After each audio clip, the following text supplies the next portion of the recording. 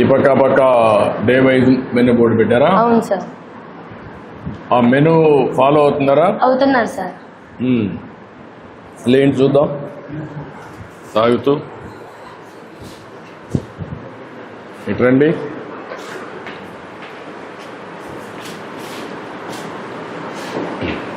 Sunday to Saturday. అవును sir.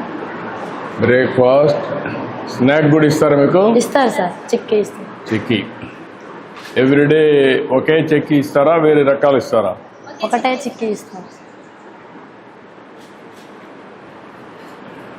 లంచ్లో పెరిగిస్తారా? అప్పుడప్పుడు ఇస్తారు సార్. రోజు ఇస్తారు సార్. రోజు పెరిగిస్తారా? ఇస్తారు సార్. సాయంత్రం ఈవినింగ్ స్నాక్ ఏమి ఇస్తారమ్మా? 1 2 3 4 5 6 7 సార్లు ఫుడ్ ఇస్తున్నారు. ఇస్తున్నారు సార్. దీనివల్ల లాభం ఏంటి? ఇప్పుడు 7 సార్లు ఇచ్చినప్పుడు డిఫరెంట్ టైమింగ్స్లో ఇస్తారు.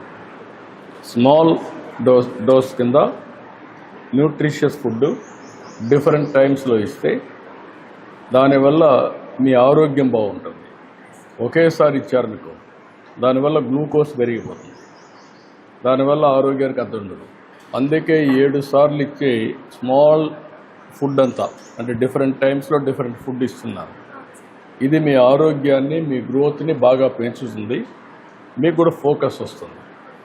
ఇప్పుడు నువ్వు మార్నింగ్ తిన్నావు అనుకో, మధ్యలో స్నాక్ లేదనుకో, నీకు ఆకలి వేస్తూ ఉందనుకో, అప్పుడు చదువుకోగలుగుతావా?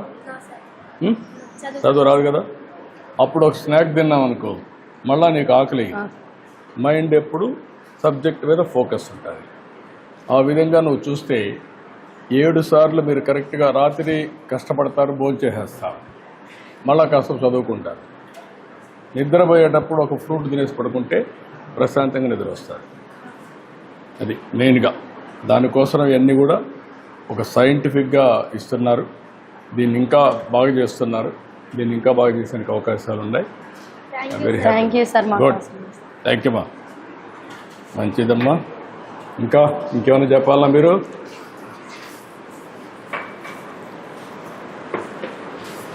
ఇంకేంటి చెప్పండి.